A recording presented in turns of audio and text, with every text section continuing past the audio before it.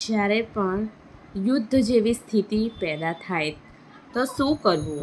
આપણે પહેલાં પણ જોયું હશે કે ઘણા બધા યુદ્ધ થયેલા છે. કારગિલ યુદ્ધ થયેલું છે અને કાશ્મીર માટે ઘણા પણ યુદ્ધ થયેલા છે. તો તે કેટલા દિવસ ચાલે છે? આપણે જાણીએ છીએ કે અમુક યુદ્ધ 15 દિવસ ચાલે છે, 6 મહિના ચાલે છે, 1 મહિનો ચાલે છે.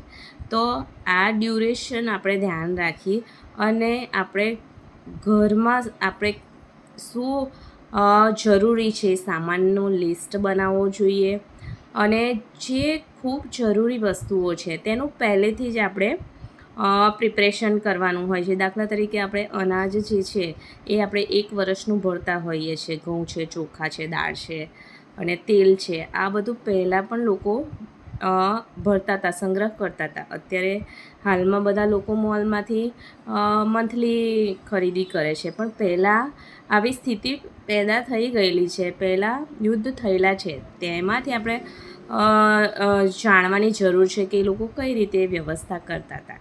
તો એવી સ્થિતિ ઉત્પન્ન થાય તો પહેલાં તો આપણે આપણો બચાવ કઈ રીતે કરવાનો છે એ પહેલાં શીખવાની જરૂર છે.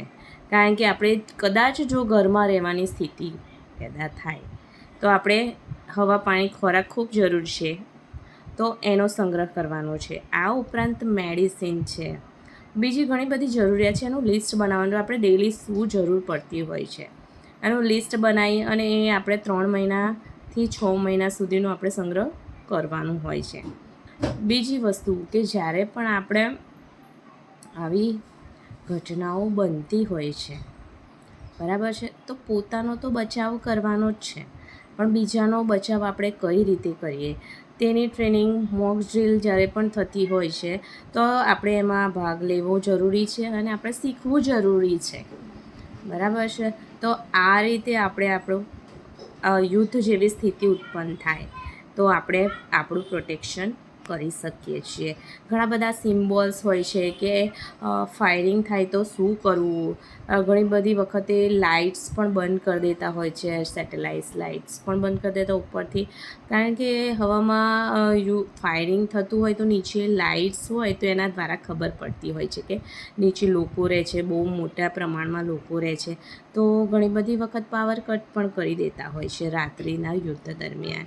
તો ઘણી બધી સાવચેતી આપણે રાખવાની હોય છે.